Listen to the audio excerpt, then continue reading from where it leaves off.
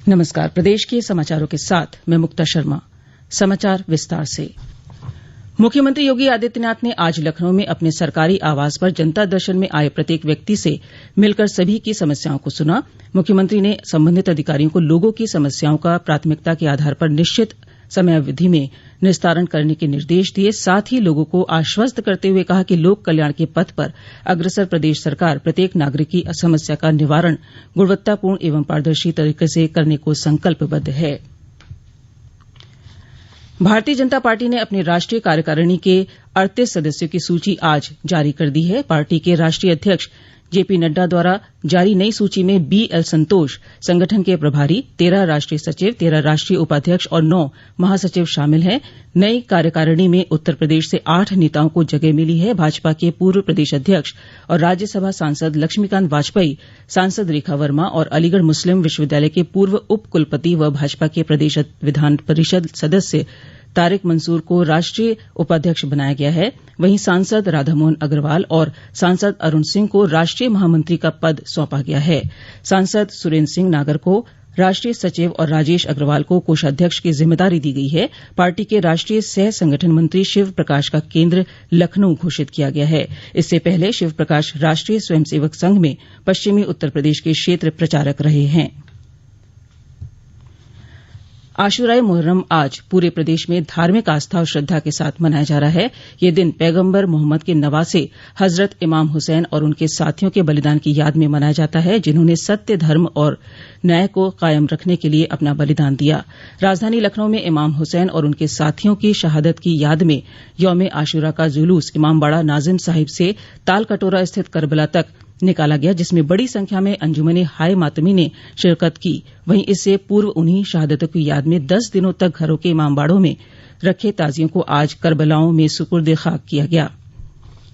इस मौके पर मौलाना सैफ अब्बास नकवी ने कहा कि इमाम हुसैन की कुर्बानी आज भी लोगों के जहन में जिंदा है और उनकी वजह से दुनिया में इंसानियत और इंसाफ आज भी कायम है। वहीं सुन्नी समुदाय ने भी आज ताजियों के जुलूस निकालकर इमाम हुसैन की शहादत को याद किया।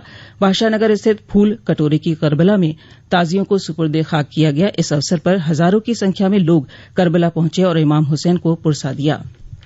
राज्य में रामपुर, हमीरपुर, बलरामपुर, मथुरा, आगरा सहित विभिन्न जनपदों में ताजियों को मातमी जुलूस के साथ करबला में सुपुर्द खाक किया गया।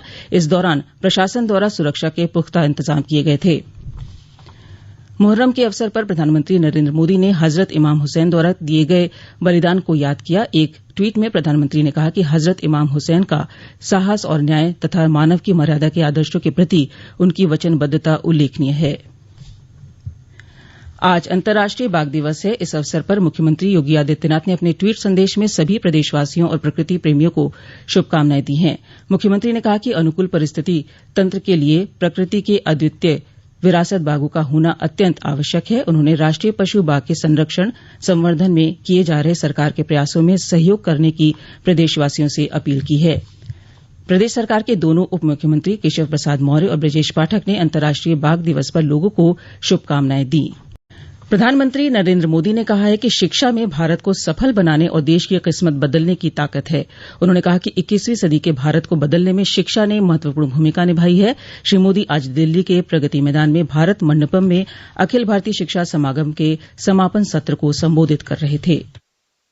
3 साल पहले जब हमने राष्ट्रीय शिक्षा नीति की घोषणा की थी तो एक बहुत बड़ा कार्यक्षेत्र हमारे सामने था, लेकिन आप सभी ने राष्ट्रीय शिक्षा नीति को लागू करने के लिए जो कर्तव्य भाव दिखाया, जो समर्पण दिखाया और खुले मन से नए विचारों का, नए प्रयोगों का स्वीकार करने का साहस दिखाया, ये वाकई अभिभूत करने वाला है। प्रधानमंत्री ने यह भी कहा कि राष्ट्रीय शिक्षा नीति स्थानीय भाषाओं में शिक्षा दे रही है। उन्होंने कहा कि विद्यार्थियों को भाषा के आधार पर नहीं बल्कि उनकी योग्यता और प्रतिभा के आधार पर विश्लेषण कर उनके साथ वास्तविक न्याय कर रही है और ये सामाजिक न्याय की दिशा में भी एक महत्वपूर्ण कदम है।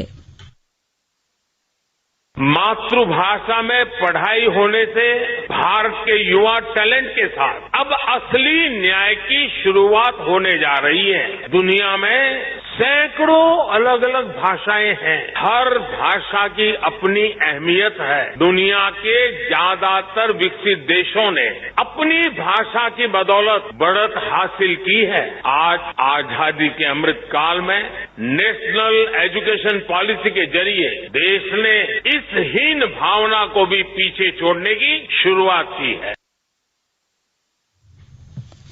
नई शिक्षा नीति के 3 वर्ष पूरे होने पर श्री मोदी ने शिक्षकों और स्कूलों की भूमिका की सराहना की।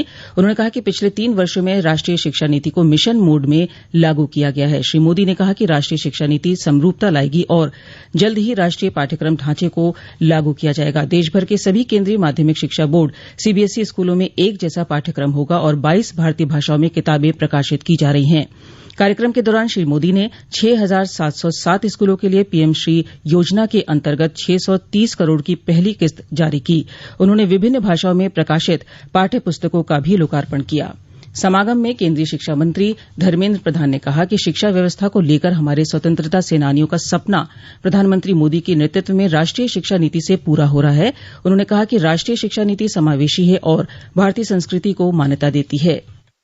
2014 से ही देश की शिक्षा नीति को लेकर प्रधानमंत्री जी का दृष्टिकोण, दूरदर्शिता, मार्गदर्शन प्रेरणा देने वाला रहा है। आजादी आंदोलन के दौर और उसके बाद महात्मा गांधी जी, रविन्द्रनाथ टैगोर जी, स्वामी विवेकानंद जी, महर्षि अरविंद जी, मदन मोहन मालवीय तथा सर्वपल्ली राधाकृष्ण जैसे विभूतियों ने शिक्षा की जो परिकल्पना रखी, आज प्रधानमंत्री जी के नेतृत्व में राष्ट्रीय शिक्षा नीति में उस चिंतन धारा को मूर्ति रूप दे रही है। प्रधानमंत्री नरेंद्र मोदी कल सुबह 11 बजे आकाशवाणी पर मन की बात कार्यक्रम में देश विदेश के लोगों के साथ अपने विचार साझा करेंगे। ये मासिक रेडियो कार्यक्रम की 130वीं कड़ी होगी। ये कार्यक्रम आकाशवाणी और दूरदर्शन के समूचे नेटवर्क पर प्रसारित किया जाएगा। आकाशवाणी, दूरदर्शन समाचार और सूचना तथा प्रसारण मंत्रालय के YouTube चैनल पर भी इस कार्यक्रम का सीधा प्रसारण किया जाएगा। हिन्दी प्रसारण के तुरंत बाद क्षेत्रीय भाषाओं में भी मन की बात कार्यक्रम का प्रसारण किया जाएगा। मुख्यमंत्री योगी आदित्यनाथ ने कहा है कि प्रदेश के सभी किसानों के खेत में हर हाल में पानी पहुंचाना सरकार की प्राथमिकता है। मुख्यमंत्री आज लखनऊ में एक उच्च स्तरीय बैठक में राज्य के विभिन्न जनपदों में सामान्य से कम वर्षा होने के मद्देनजर किए जा रहे प्रयासों की समीक्षा कर रहे थे। मुख्यमंत्री ने कहा कि प्रदेश के कुछ स्थानों को छोड़कर अधिकतर जिलों में गत वर्ष की तरह इस बार भी सामान्य से कम वर्षा हुई है। ऐसे में उन्होंने सभी किसानों के खेत में पानी पहुंचाने के लिए नदियों को चैनलाइज करते हुए नहरों की टेल तक पानी पहुंचाए जाने के लिए अधिकारियों को निर्देशित किया। समीक्षा बैठक के दौरान मुख्यमंत्री ने सिंचाई एवं विद्युत विभाग को अलर्ट मोड में रहने के निर्देश देने के साथ नहरों की सुरक्षा के लिए पुलिस पेट्रोलिंग करने के लिए भी कहा। मुख्यमंत्री ने यह भी कहा कि अल्पवृष्टि में किसानों को अन्य वैकल्पिक फसलों की बुआई के लिए प्रोत्साहित किया जाए। उन्होंने अधिकारियों को अल्पवृष्टि की पाक्षिक रिपोर्ट बनाकर केंद्र सरकार को भेजने के निर्देश भी दिए।